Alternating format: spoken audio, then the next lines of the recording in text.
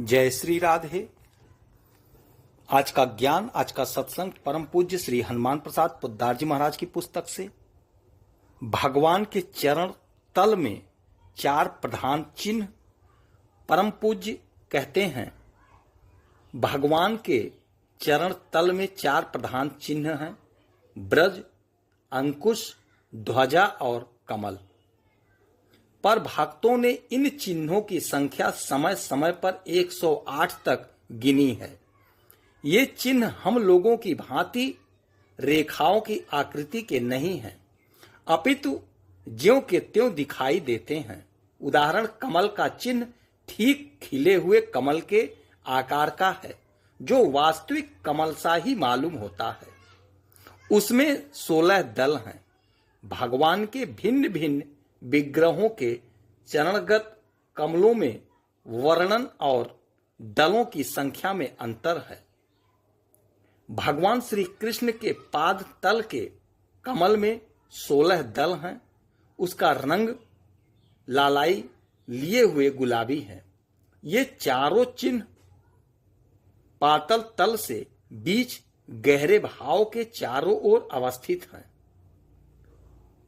इन्हीं में बीच में व्याध ने बाण मारा था। एड़ी के ऊपर के भाग में कमल है, उसके ऊपर ब्रज है। कमल के पार्श्व में अंकुश है और ऊपर ध्वजा है। भगवान के सभी चरण चिन्ह सब समय दिखाई देते हैं। जो जो दिखते हैं वे भाली भांति प्रकाश युक्त दिखते हैं। उनकी शोभा का वर्णन कुछ नहीं किया जा सकता।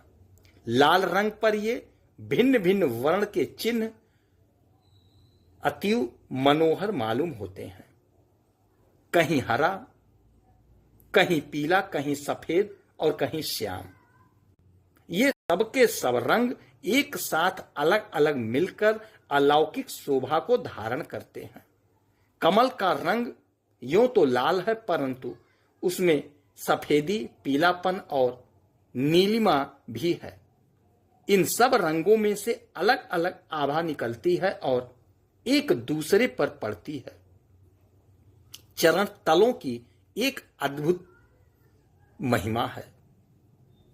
वह यह है कि उनमें सारे लोकालोक तथा देवता दिखाई देते हैं। वे एक ऐसे दर्पण हैं जिन पर सारे विश्व का प्रतिबिंब पड़ता है। भगवान अखिल विश्व को अपने चरणों में लिए हुए घूमते हैं। उनके अंदर इच्छा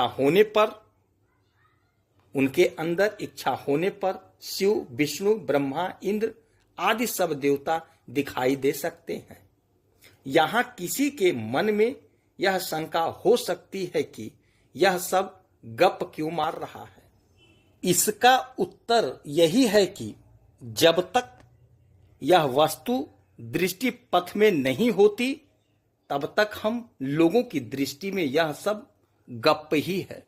अस्तु ये चारों चिन्ह इतने उभरे हुए हैं कि भगवान के चरण जिस भूमि पर पड़ते हैं, वहां की धूलि में ये चारों चिन्ह अवश्य अंकित हो जाते हैं।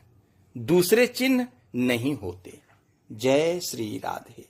जय जय श्री